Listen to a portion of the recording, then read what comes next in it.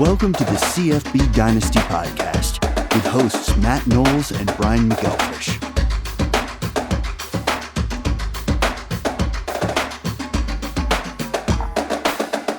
Hey everybody, how you doing out there? It's time once again for the CFBDynasty.com podcast.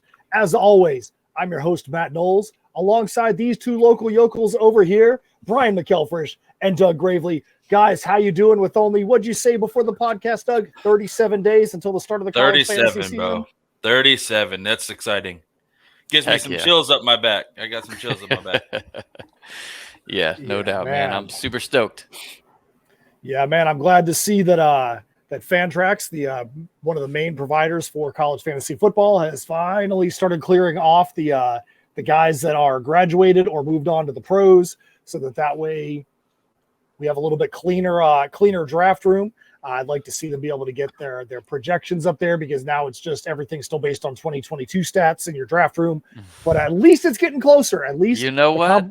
What's that? I root for that. Me too. For the drafts that I go into because of the rankings that we put together. You know what? I agree with you on that. I hope people are unprepared and just focus on Fantrax. I hope Mike Davis is not watching this show, and I hope he's going to rely on those 2022 stats. But we'll see what happens. All right, guys. So, if you make a mistake, you want to give it a second try and a third try. In college football, some guys have given it a fourth year or a fifth year or a sixth year or a seventh year, like Frank Harris. And we've been having fun with Frank Harris, talking about him trying to collect Social Security before he gets out of college. But then Bradley Rosner from Rice said, hold my root beer. And he decided he's going to transfer to my boys, NC State, for his 8th year of college eligibility. 8th year. B-Mac, Doug, what do you think about a dude that's going to be needing a walker soon, still playing college football? What are your thoughts? Man, with all his injuries, it sounds like he's already on a walker. I just think it's a good fit for NC State, where you'll get a kind of a proven guy, good route runner, etc. Good blocker in the run game. Like, I think he's going to be a solid addition. He'll get a lot of playing time. He's a big target, really big target. So I think that helps, because I don't know. Matt, you would probably know this more than I, but I don't know who really their big target guy is, if they even have one this year, honestly. I can tell you our wide receiver core outside of Emeka Emezi a couple of years ago has been a complete crapshoot. I mean, there's a couple of guys that'll probably step up this year, but I wouldn't touch, from a fantasy perspective, an NC State wide receiver, maybe even Thayer Thomas last year. I wouldn't really touch an NC State wide receiver otherwise, because it was such a mess. Had a lot of good guys, but the offense just was not designed to get them the ball. So hopefully with Robert and I going to be there, hopefully this guy's going to get some usage. I mean, that's a big, huge body. But yeah, so we'll have to see. But yeah, he's probably going to jump right up to the top of the list as far as guys that may actually be worth having on your squad. Yeah, it could be a really big body, red zone target for sure at 6'5". I mean, he's just a big dude, so could be somebody to look forward to in terms of touchdown receptions. But I don't know much about him, honestly. So yeah, I just think it's unbelievable that the dude is in his 8th year, and so there might be people out there wondering, how the heck is a person able to be in their 8th year of college sports and haven't actually worked? So he was at Cisco Junior College in 2016. 2016, think about that for a second. This dude graduated high school in 2016. Had an injury red shirt at Cisco Junior College in 2016. Injury red shirt in Cisco Junior College in 2017. Played 2018, 2019 there. Then had his COVID year. So everybody was off for COVID. Then he transferred to Rice and played 2 years at Rice. Now he's getting that bonus year. So he had the 2 years for injury and COVID, which is what gave him the ability to be able to play this 8th year. So this is only going to be his actual 5th year of playing. But he's been in college now for 8 years, which is just nuts. So I wonder if he's like I said, is he getting his doctorate degree? Is he getting his 8th degree? Is he getting what is he doing? Has he gone and gotten every single degree you possibly can at these schools? This is crazy. 8th year in college sports. Yeah, he's ready to go. He's ready for the workforce. That's for sure. That's for sure. He wants a job at Searchalytics. I'm telling you. Come on, we need some help. All right, so this Doug needs podcast, a junior there. So this podcast, we're going to be talking about conference specific. We know there's a lot of you guys out there that either are in conference only leagues, or you're someone that has a conference bent where you specifically want to look at certain conferences. Today we're going to look at the SEC and the Pac-12, and we're going to take a look at the players that are out there. And just yesterday, the Pac-12 put out their own first team Pac-12 list. So we're going to start there because that'll give you some good insight as to who the Pac-12 thinks their best players are. Now, will that translate over into good fantasy? Will that translate over for those of you that are going college to pro into people that may potentially get drafted higher? Hard to say, but we're going to go over some of the names. I know BMAC has pulled up some other forms as well, some other lists as well, so we can kind of compare, what one person's opinion is compared to another. First of all, let me just say some updates real quick for those of you checking out the screen on YouTube here. You can kind of see and follow along, some of the new additions to the rankings. So we've got kickers out now. We've got defenses out. We've got the first cheat sheet out. And then we added bye weeks in there. You see a brutal one there for USC, a week 13 bye. That's going to really affect playoffs. So these are things that as you go into the draft, you've got to consider, obviously. How does that change things for you in terms of Caleb Williams? Probably not at all. But you need a really good quarterback that can start for you in week 13. So definitely doesn't change Caleb Williams, like you said. Hey, if I'm going to be running with him, I better have somebody else that's going to be a darn stud, because unless you want to be dug in it in the championship week, you better have a quarterback that's going to be able to play, because he clearly know he can't even play in championship week. Yep. I mean, if you just want second place, like you could go with Caleb Williams and then a few freshmen. But in general, boom, that's all added. That's all here on the Draft Central. So as you go to Draft Prep, Draft Central, boom, there's everything. And really, we have had an increase in subscribers on YouTube. That helps us a lot. Please do like, comment. That really helps a ton too. But of course, you can sign up and get access to all these rankings as we've got Keeper, yet to be done, and then Dynasty/Devy League, yet to be done. So those are coming and on the way. But so Matt, I don't have the Pac-12 list that you have pulled up. I think you brought up a good way to kind of go about it and go through Conference All-Americans, but I do have my Phil Steele here and our rankings kind of ready to discuss as we go over Pac-12 players to target, and then just some oddities out there as we get into even just the All-American first team. So what we'll do then, since you don't have it up, instead of going down first team offense, second team offense, and then honorable mention, we'll just do a per position. So we'll do quarterback, here's your first team, second team, honorable mention. That way we're talking about those positions as we go. How's that? Perfecto. All right, so Pac-12 just yesterday put out their conference rankings. Quarterback, first team, literally have already talked about him, should be the top guy on your draft board, Caleb Williams from USC. Second team quarterback is Michael Penix from Washington, which if you followed college fantasy football or college football last year, he ran one of the top offenses in the entire country.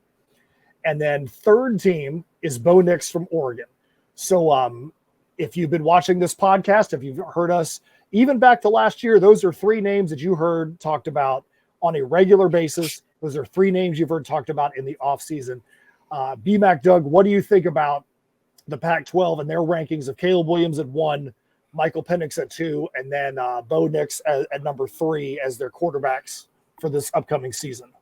I think it's pretty consistent across the board, honestly. I think you could make an argument for rising in Utah at some point, but I think those top three are, in my opinion, the top three. So, yeah, I think that's pretty easy. And yeah, Phil Steele's got it, similar. Caleb Williams, Penix, Bo Nix, and then, rising fourth. And if you were to look at the CFBDynasty.com cheat sheet that BMAC just talked about, you'll see the same thing. You got Caleb Williams is ranked number 1 overall.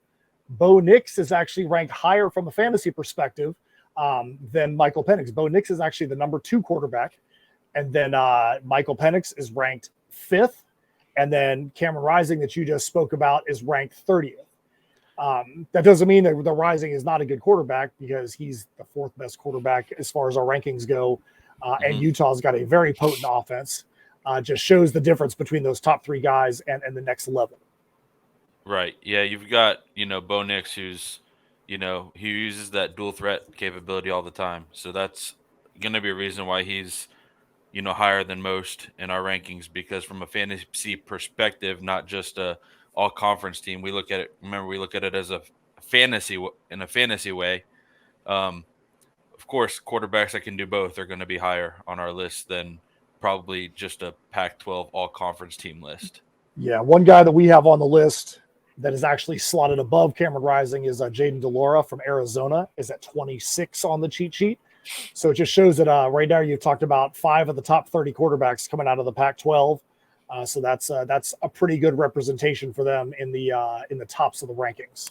Yeah, the Pac-12 last year had essentially tied for the most quarterbacks that ended as a QB1 or QB2, meaning they're a top 24 quarterback in fantasy. So the Pac-12 had 22.3% of the top 24, and the SEC had 22.4%. So these were the top 2 conferences. The SEC, who we're going to talk about in a little bit, has a ton of turnover at the position.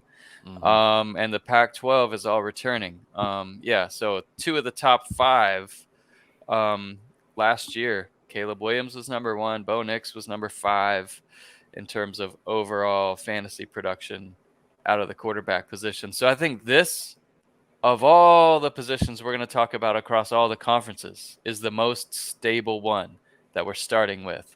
Pac-12 quarterback.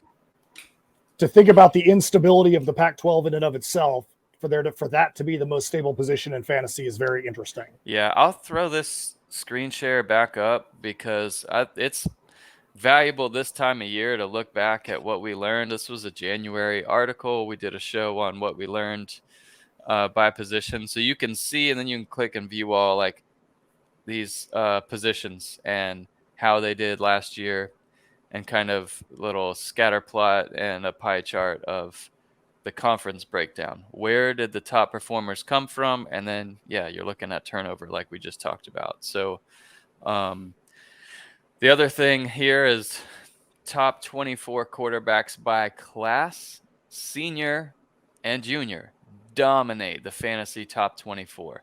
And that's what you're getting also out of these quarterbacks. So any way you slice the data, these are prime targets in fantasy this year. All right, so now we'll move on to running back. And running back in the Pac-12 is interesting. Their top guy is Damian Martinez out of Oregon State. And the reason why I say that I think that's interesting is that Damian Martinez is obviously the top ranked guy on our fantasy cheat sheet from the Pac-12, but he's at 16. We talked about 3 quarterbacks from the Pac-12 in the top 5. The Pac-12 doesn't put their first running back on the CFBDynasty.com cheat sheet until 16. We'll get to that in a minute. We'll get to those thoughts in a minute. So first team, they've got Damian Martinez from Oregon State, Bucky Irving from Oregon. Second team, you got Jaden Ott from California, Carson Steele from UCLA. And then the honorable mentions are Michael Wiley from Arizona, Cameron Scatibo from Arizona State, Austin Jones, USC, Nakia Watson from Washington State. So what do you guys think about about the difference between the stability at that quarterback position compared to the running back position in the Pac-12? Well, I think it is birthed from the fact that it's all dual threat quarterbacks where, you get in the red zone and they're taking a chunk of the running back touchdowns, which are so valuable. I do agree. I think Damian Martinez is the best. And with DJU there, he is dual threat, but runs a little bit less. And I think he'll be more of a pocket passer probably this year in that offense. So I like Martinez pretty easily as the top running back. I agree with you on that. I agree. And yeah, what about you? Next. What about you, Doug? What do you think about Martinez, Bucky Irving, and the first team, and then Jaden Ott and Carson Steele on the second team? I like Martinez for the simple fact of they have a lot of offensive linemen returning at Oregon State. But,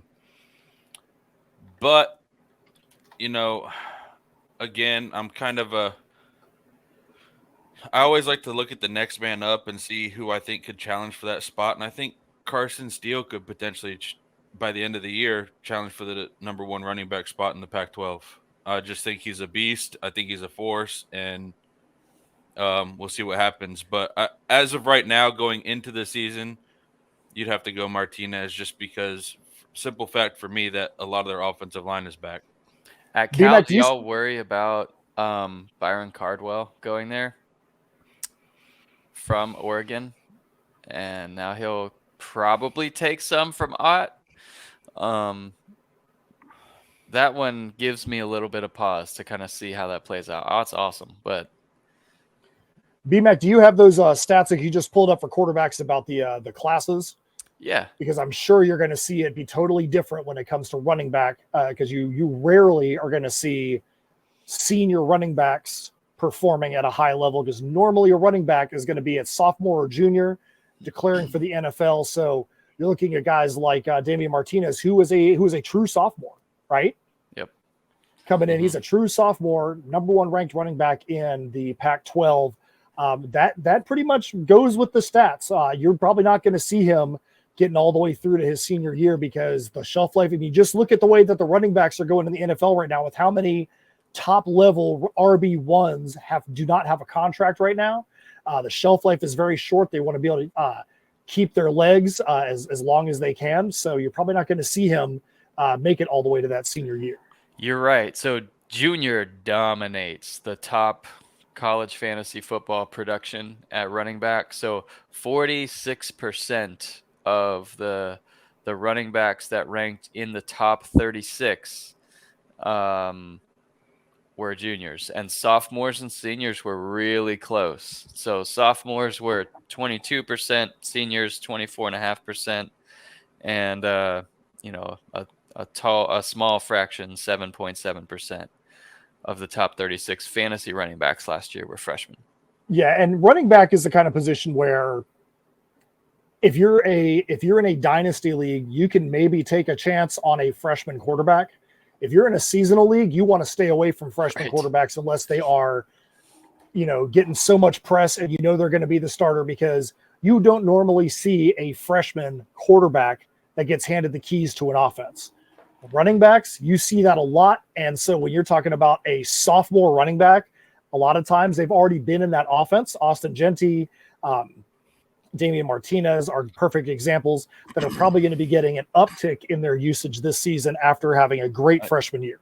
When you look at some of these sophomores who you expect to kind of potentially pop off here, one that strikes my fancy, or whatever you say, Raleigh Brown at USC, he's kind of moved. This has been a little bit of a trend where you've got these running backs that move into a slot role, and it's going to be interesting to see how he's used.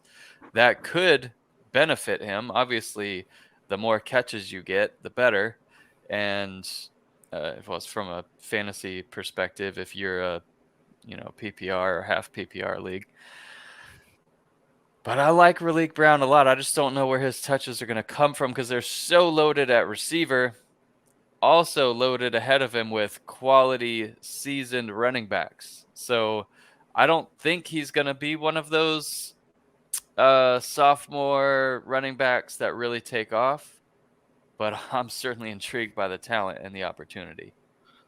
Yeah, you don't even have him ranked very high at all on the list, do you? Like, I don't even see him on the list. He's down the list. Yeah, sure. and we talk about sophomore running backs that could potentially, take a step up or whatever. And I think an intriguing one that's not on a lot of people's list, whether it be the Pac-12 all-conference or whoever, but he's not talked about a lot, is Jaquindon Jackson from Utah. Yep. Sophomore who was, came into the college ranks as a quarterback. And, I think he is somebody that might be overlooked in a lot of leagues. And I think it would be a mistake if he's overlooked in a lot of leagues, to be honest. Yeah, we've got him, let's see, 26th. Hasn't had a lot of games as a running back, but what you saw, and it looks like, he looks like he's going to be the top of the depth chart at running back. That's going to be interesting for sure. He could be higher on the list, honestly, by the time the season comes around.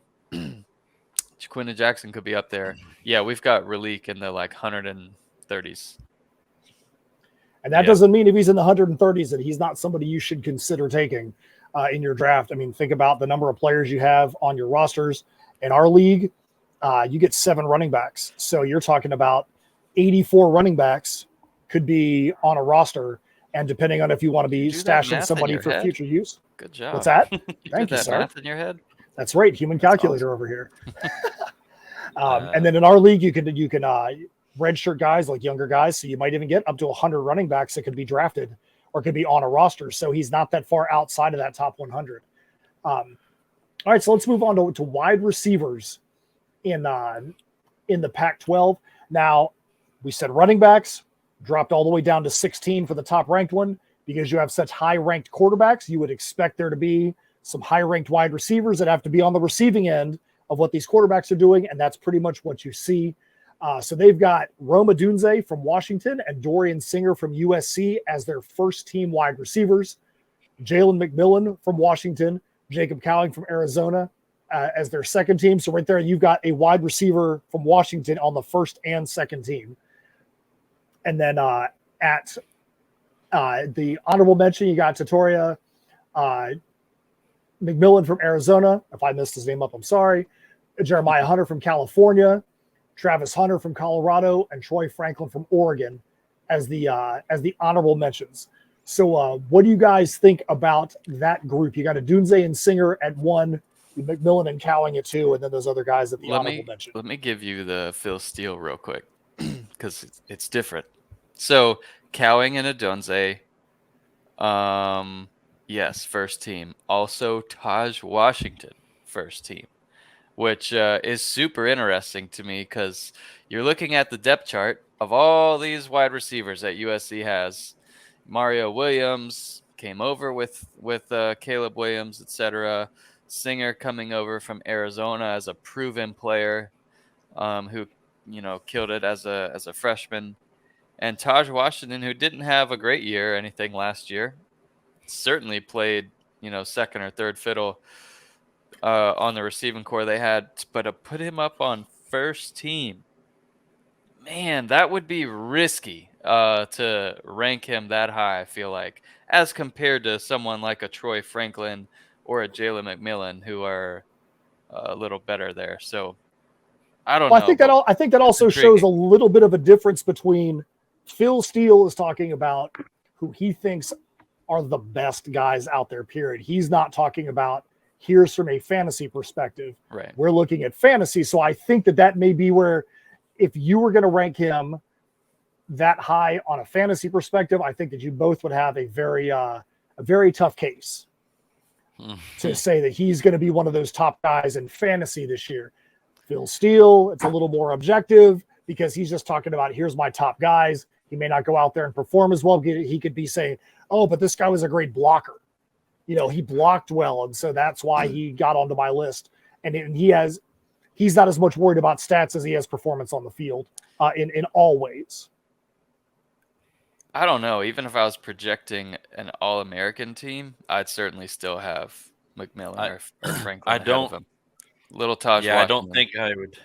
I don't think I would have a USC receiver in my All-American team right now because I don't know who the ball is going to go to. Yeah. I can't tell you who the ball is going to go to. You could make a case for sure for the two guys from Washington, McMillan and Odunze, probably Cowing. And then I agree with you, Brian. I'd have to go like a Troy Franklin or somebody else for my second team. I've looked at a lot of depth charts, read a lot about USC. Their wide receivers are loaded. So they've got, of course, Dorian Singer coming over from Arizona. They've got Mario Williams back on the roster again. Lose their top receiver, one of those guys you kind of expect to take over. But Taj Washington, he's there. He's more of a slot, more shifty kind of guy. So he could get a nice volume of passes. And then you've got Brendan Rice, Zachariah Branch, not to mention, who's the top receiver coming in. And then Kyron Hudson, also great, highly touted player. Man, it's going to be interesting to see how the ball gets shifted around. It's so much talent that for me, from a fantasy point of view, unless you're getting great value, I'm not touching anybody because I don't think you're going to get good value in a draft on any of those players. All right, so let's move on down to tight end. So tight ends, you got Brant Keithy at Utah, first team tight end. Benjamin Urasek from Stanford as a second teamer. And then your honorable mentions, Jalen Conyers, Arizona State, Terrence Ferguson from Oregon. I think that the obvious Brant Keithy being first team is pretty obvious. You got the guy, he got injured early in the season last year. His replacement went high in the first round of the NFL draft. So that's pretty unbelievable that Keithy was ahead of the guy that got drafted in the first round. Now he gets to come back and see if he's recovered from that injury and show why he was the starter previously at Utah. You guys have any thoughts on what they've got listed as far as the tight ends go there? You said it. I mean, it's all about Keithy to me. Conyers, though. Conyers is a highlight reel. He's got the size, the physicality. He plays angry. The only thing I worry about is the passing attack and who's throwing him the ball. If they have a good option there, and we'll see a few weeks into the season. Conyers is one of those guys who could be a sleeper that you can get middle roundish. Let's see where we have him. We've got him as the 9th best tight end. I was going to say you got Keithy and Conyers in the top 10, and you don't have Urasek coming until 16. And we all know, and anybody that's played college fantasy knows, a tight end at 16 in college fantasy, you don't really want. I mean, that's not somebody you're going to be banking your championship run on. Right. Doesn't mean you don't want him on your squad, but even though he's ranked in the second team, I don't know if 16 is what you want to be looking at. Right. Stanford's just got a rough offense, so it's hard to, put somebody like that on the top of your fantasy list. He's probably, in my opinion, he's great for future, NFL type guy. But as far as helping you get over the edge for that college fantasy championship, he's probably just not the guy.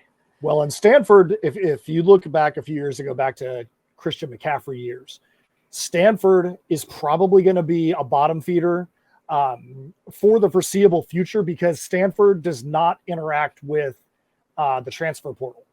Stanford is very, very inactive in the transfer portal. It's just part of what they are as a school. And so they are falling behind everybody else. That's why Stanford is so bad and falling off the radar. So I would always be careful about picking anybody from Stanford unless they are someone that comes in like a Christian McCaffrey that is just jumping off the blue chip board, so to speak, because Stanford in and of itself, the way that it is designed, its program is not designed for sports to excel right now at this point with their policies on the transfer portal. I think too, the number 2 tight end in Utah could potentially outperform a lot of number 1 tight ends in the Pac-12. Yasmin, I think his name is. Man, He that's a could great potentially point. outperform a lot of number 1 tight ends in I that think same division. I think Doug just made his very first preseason brisket lock right there.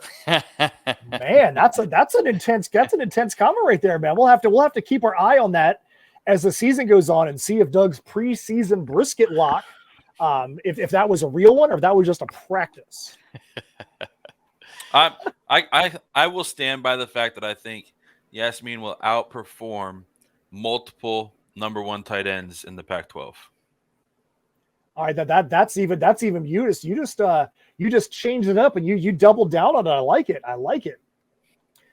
All right, so we'll move on. We don't even have to really cover it. We'll just make sure that it's stated on here because everybody's got to have kickers. So kickers in the first team is going to be Joshua Carty from Stanford. Doesn't surprise me. You got a Stanford kicker up there because their offense is probably not going to be putting up a ton of touchdowns. So he's probably going to get a lot of opportunities at field goals. Then Camden Lewis from Oregon is the second team. Then you've got Tyler Loop from Arizona, Dean Janikowski, no relation, at Washington State as the honorable mentions. But then return specialist, because most everybody's going to have a defense they have to pick, and you're going to be getting your special teams points. You got your return specialist, Anthony Gould and Silas Bolden, both from Oregon State, are your first and second team returners. I think that's very interesting that they've picked 2 guys from Oregon State to sweep their first and second team special teams. And then you go down to the return specialist. For that's honorable mentions, you got Jimmy Horn Jr. from Colorado and the guy that Brian mentioned earlier, Raleek Brown from USC. So maybe that's where your Raleek Brown value is going to come from, is if you've got the USC defense, you might be able to get some points from him on the special team side of the ball. Yeah. Mm-hmm. Yeah, go ahead. Take the USC defense. I'm not saying I'm taking the USC defense. I'm not saying I'm taking them. But I'm just saying that could be where you get some points. They might take you from negative points to 2. Yeah, there you go. All right, so you guys have any further things you want to say? Any final things you want to say about the Pac-12 before we move on? No, I've got SEC good. Up here. I'm ready to go. All right, so here we go with the SEC. So for the Pac-12, we pull up the actual article from the Pac-12 itself. For this one, we're going to be looking at Pro Football Focus. Just the other day, it's the most recent article that we could find. They put out their all SEC teams, first, second, and third team. We're going to go about this in the same way that we just went about the SEC. We're going to take a look at the article. We're going to take a look at our CFBDynasty.com cheat sheet, and then BMAX got the Phil Steele and some other items over there. We're going to kind of compare and see if there's agreement or disagreement between the different sources. So SEC, first team at quarterback, they've got Jaden Daniels from LSU. Second team, they have Spencer Rattler from South Carolina. Whoa. And then third team, they've got KJ Jefferson from Arkansas.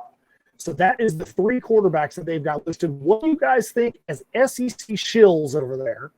What do you think about Jaden Daniels, Spencer Rattler, KJ Jefferson? That's interesting. Here's what Phil Steele has. He's got Jaden Daniels agreement there at number 1, KJ Jefferson number 2, Joe Milton third team, and then Will Rogers at Mississippi State in like an offense change, fourth team. So interesting to have Rattler up there. I know South Carolina's got a tough schedule, and they've got a good offense for it and go-to wide receivers. So I don't hate the Rattler pick. It's just more hype than I've seen. You see more around, Joe Milton than Rattler. If you had to take one of the two, Doug, who would you rather have on your team if it came down to Milton or Rattler? Or Milton? Yep. In a redraft league. Are we talking just college? College only. Redraft league. Yeah, I'm going Milton. Yeah. I would go Milton, but the only thing that would give me pause would be how are the Tennessee players going to be affected by the sanctions that just came down on the school. Obviously, they're not going to be losing out on too much on the field, but Tennessee, they just were working hard for recruiting violations. Is that going to have any kind of psychological effect on the field? That's the only thing that I would think. It doesn't mean I wouldn't take Milton, but I would just have a little bit of pause, wondering if there's going to be any psychological effect on the Tennessee team itself, knowing that they're going to be under that cloud of the recruiting violations and that judgment. I mean, honestly, I hope so. They come to the Swamp week 3, and hopefully they're feeling, but I don't think it's going to affect them whatsoever. I think they're going to be great. I agree. I think Milton is a key target there in terms of fantasy, and if we're looking at just SEC and where we've got these guys, Joe Milton, we have at 14.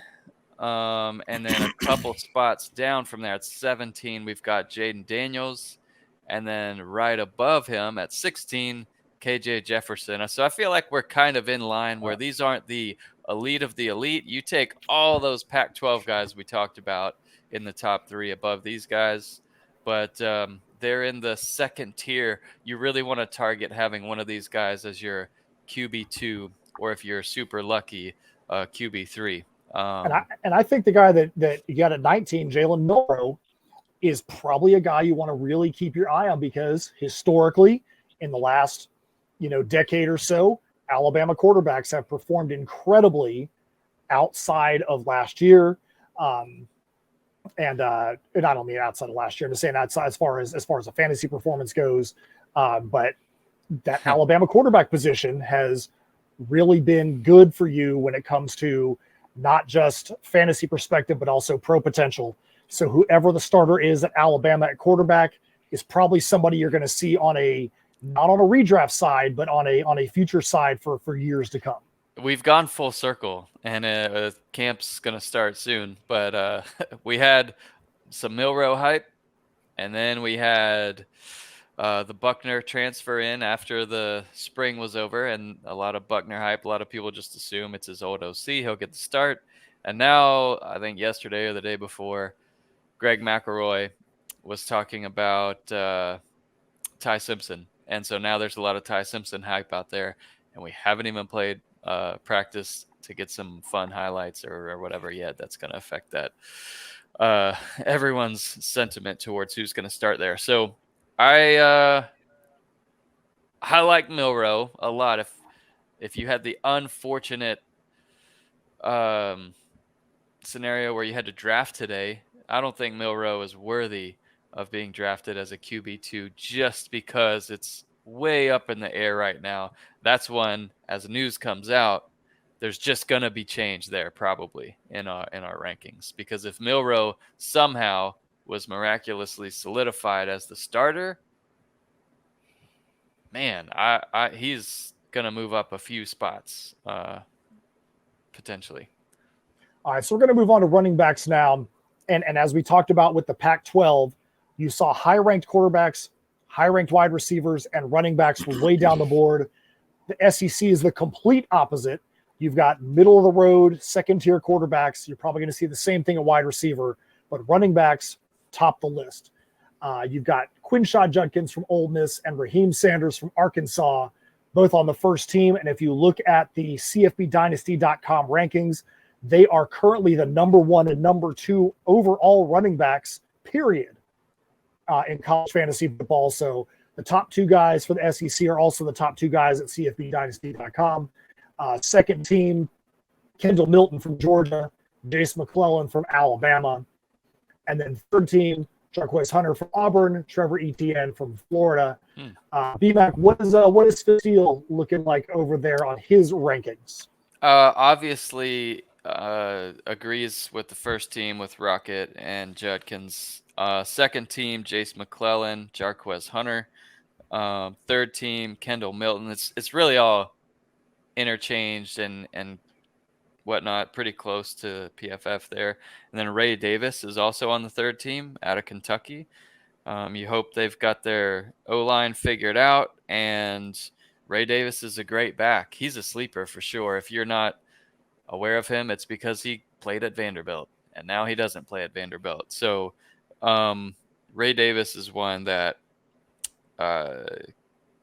let's see. We've got him kind of high, I think. Oh, Ray Davis, We've you have got in him the at top 20. You have top 20. 20th. So solid. I mean, he did average 15 fantasy points a game last year at Vanderbilt. So you can expect that to go up, and he's in a system that'll be great for running backs. So I like that a lot. And then fourth team, Trevor Etienne and Jalen Wright.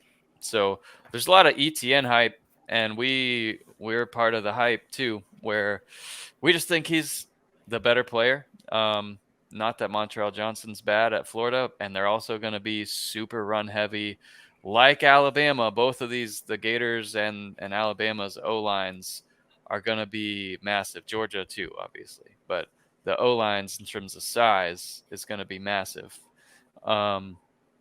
and potentially run heavy in those offenses. So you like the SEC in terms of running backs.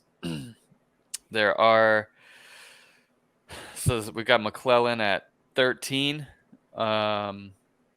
Ray Davis there at 20. Jarquez Hunter at 22.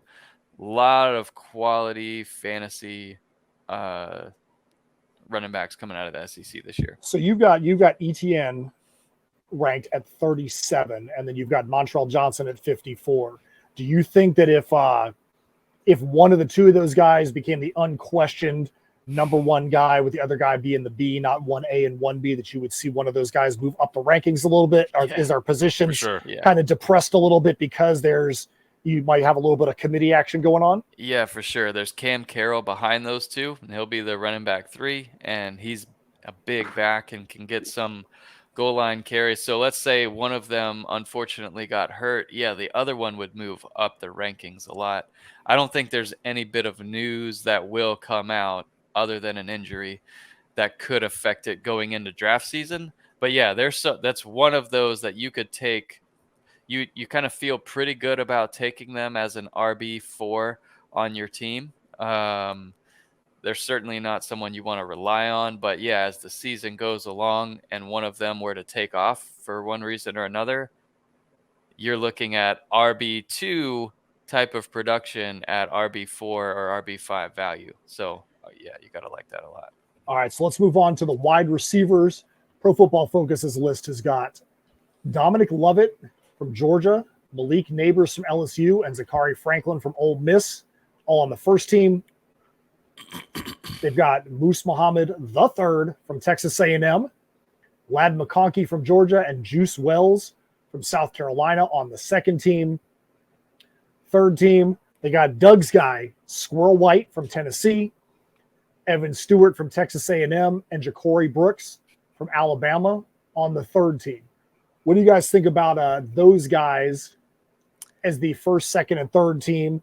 And is there anybody that you think kind of got left off the list there? Well, there's a lot of fluctuation between that and Phil Steele. So you got Malik Neighbors and Antoine Wells and Jermaine Burton on the first team. Burton's an interesting one to be listed on the first team. And then second team, Lad McConkey, who I like a lot, Will Shepard at Vanderbilt, and then Brew McCoy at Tennessee.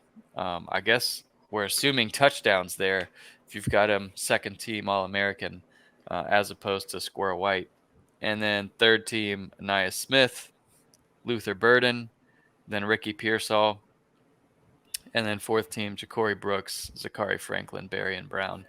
I like the fourth team. I think probably better than the third team there. But Luther Burden, obviously, I would move up. I think Burden is a breakout potential kind of guy. He's someone that I would target if he was available ahead of kind of where he is, because I think he's going to produce there, because I just think he's so talented, so good. If there's a off-season jump in terms of, ability, route running, has he put in all the work? Man, he could be elite in terms of fantasy week in and week out. So Doug, I'm going to direct this at you. So the top ranked wide receiver in the SEC, as far as CFB Dynasty is concerned, as far as fantasy goes, is at number 15, your guy Squirrel White. Do you feel like he's being disrespected over here, being only on the third team, saying that he is the seventh best wide receiver out there from Pro Football Focus? Or do you feel like, and hey, not you're just looking at on the Phil Steele All-American? Yeah, not on the Phil Steele at all. And he is the top ranked fantasy wide receiver per CFBDynasty.com. I think there's a little bit of disrespect there. I think it's kind of what, Brian said earlier, though. They could be going based off of a touchdown type scenario where I think Squirrel White could crush it in yards, but the closer they get down to the end zone, they will target their bigger guys. So I think Squirrel White's biggest touchdown potential is if he breaks a couple of receptions and, busts the field wide open kind of thing. But I do think a lot of people are looking at it based off touchdowns probably, but I think Squirrel White's going to be their yardage guy. I think Antoine Wells gets not disrespect or whatever. I just think he's lesser known. In terms of talent, he's elite, with Rattler and that offense. There's real great potential for Wells, for Burden, for Neighbors, also all those guys to kind of take off. We've got them slotted next to each other, and we don't do rankings, by conference with that in mind, but it's Wells at 19, Burden at 20, Neighbors at 21. Like all of those guys, Barry and Brown, I kind of feel like he's in a good position to take off, but not a ton of love around the country for him. Kind of odd to me. He's 27th on our rankings, and he'll be a sophomore with Leary throwing to him, right? So yeah, it's going to be potentially a better offense at Kentucky. I kind of like Brown. I like Ray Davis at running back, and it just kind of hinges on that O-line. And that's kind of one of those things that, do they gel and or do they not? Are they not as good as their star ratings and blah, blah, blah? Do they kind of underperform again? Because we saw that a lot last year with Levis getting sacked every other play. If Leary and the offensive coordinator gel there, I think that there could be a huge year for Kentucky. As I've said many times, I think that the offensive coordinator last year at NC State was absolutely terrible. The offense that he called, I cannot remember a season where I jumped off the couch screaming at the ridiculous play calls and the strategy as many times as I did last year. And I think it really was a disservice to all the offensive talent. So hopefully Leary and that offensive coordinator can gel. And if he does, I think it's going to be a great statistical year for all those Kentucky offensive players. Going back to like February, March, we did have one wide receiver that dropped like a rock from like number 2, I think was his highest, down to 29, Zachary Franklin. He went from UTSA to Ole Miss. I don't know what's going to happen there at the quarterback position, how much they're going to be throwing the ball, etc. Zachary is obviously a great player, but it's going to be a different league for him going into the SEC. He also doesn't have a 7th-year quarterback starting at quarterback for him with all that experience. Yeah, true. Real quick before we move on from receivers, so we've got and I think it was Phil Steele who had was it Pearsall at 3rd on the 3rd team. So when you look at our rankings or whatever, we have him at 107. And he's the first Gator on our rankings. So there's, again, like I mentioned earlier in the show, we look at things from a fantasy perspective, and it does not mean that, for me personally, I think Pearsall could potentially have a great NFL career ahead of him. He's got great hands, runs amazing routes. He's somebody you can rely on 3rd downs for sure. You look at him similar to, an Adam Thielen style type player in the pros. So just keep in mind that, the quarterback situation at Florida too has a lot to play in these fantasy choices. So yeah, if you're in a league like ours to where it's college to pro or whatever, 107 doesn't mean we don't think he's going to have a good NFL career. I mean, you guys, if you're on YouTube, you see my Florida hat, but we're not planning on Florida necessarily having a great passing attack, and that's why Pearsall's down there. Of course, it's a show us first kind of thing. We want to see if Mertz can be consistent against the teams that are there, and how much will Florida throw, etc. So Pearsall, yeah, there's some upside there because he is going to be the unquestioned top target, but also he's going to get the unquestioned top defender in a really good conference. So we'll see how things kind of play out there. Like, we've got 3 Tennessee wide receivers ahead of the first Gator, and I think that's totally valid. I wouldn't change anything. All right, so let's move on to tight ends really quick. So basically, tight ends starts and ends with Brock Bowers at UGA. Bowers. Yeah, he is the unquestioned number 1 at tight end. If you look at our cheat sheet, I would say personally, once you get outside the top 3 tight ends, that the drop off is huge. It's probably Bowers.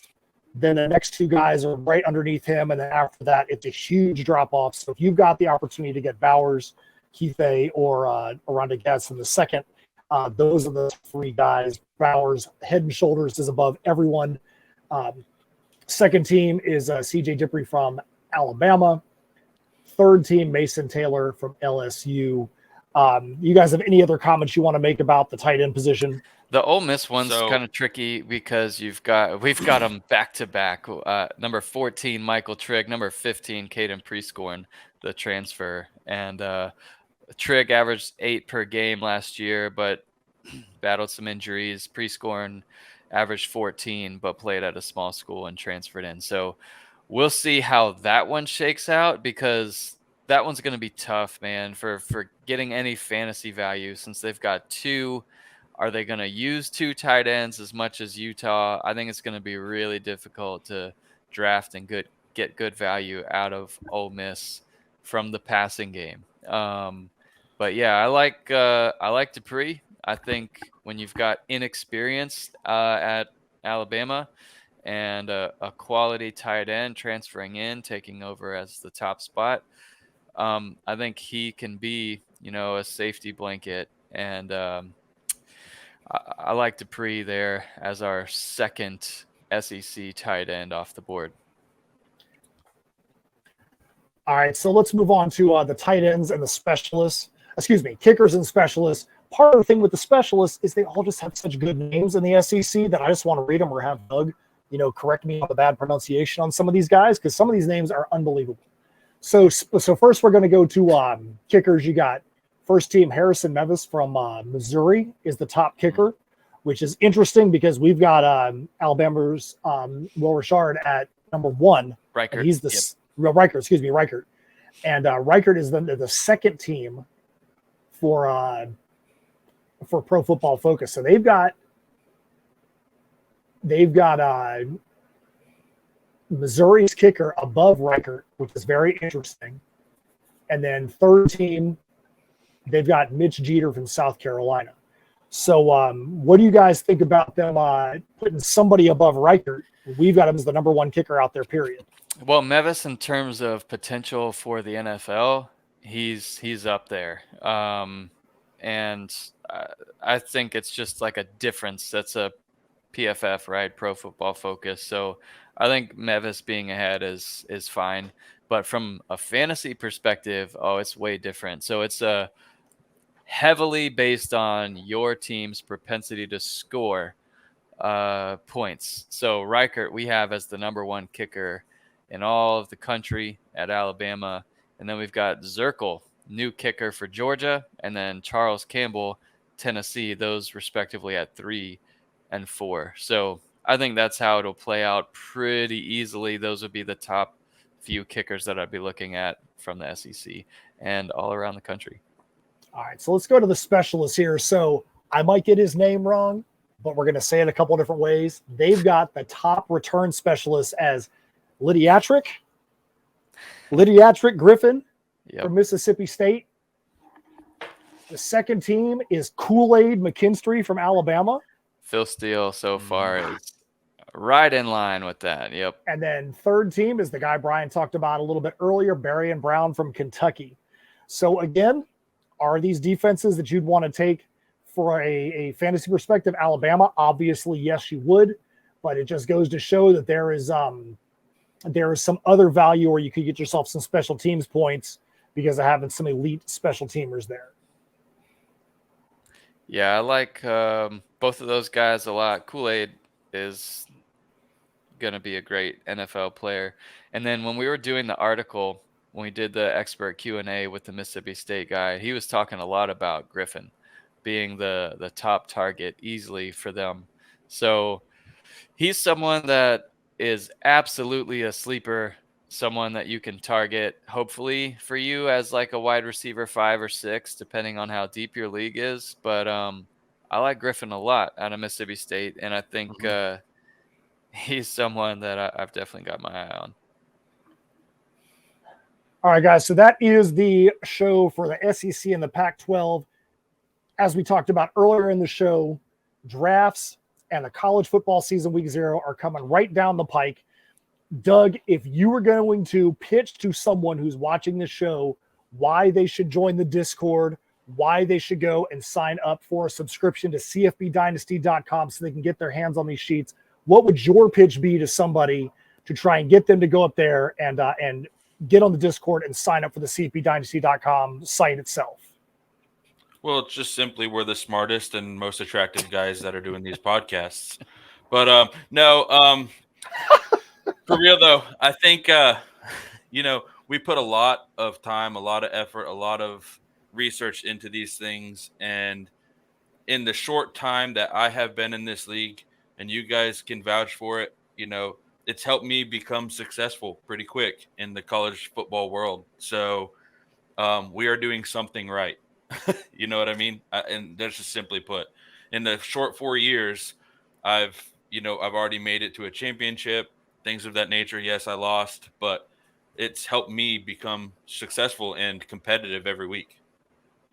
And I can tell you, I think one of the most helpful things that I've seen over the course of the season was being up on that Discord and being able to get those weekly who should I start, looking at the articles that are on the CFB Dynasty page, but then also going and having the ability to talk to some other guys that are out there to get some different perspectives.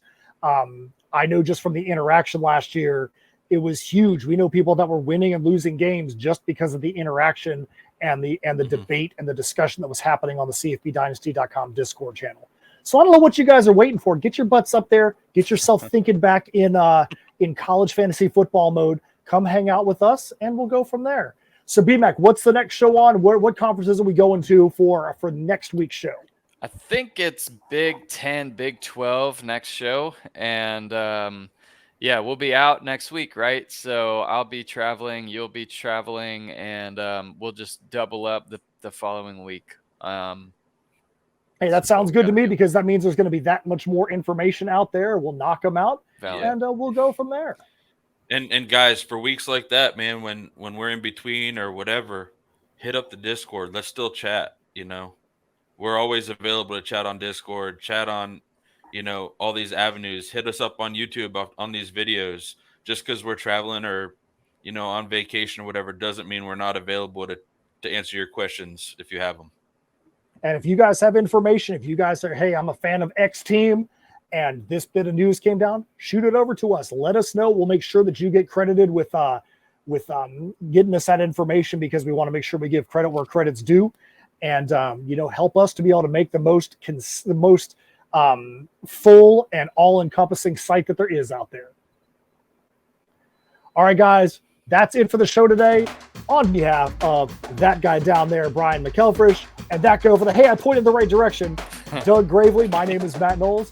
We thank you guys for coming out, listening, or watching this podcast. We'll see you next time. See ya. See ya.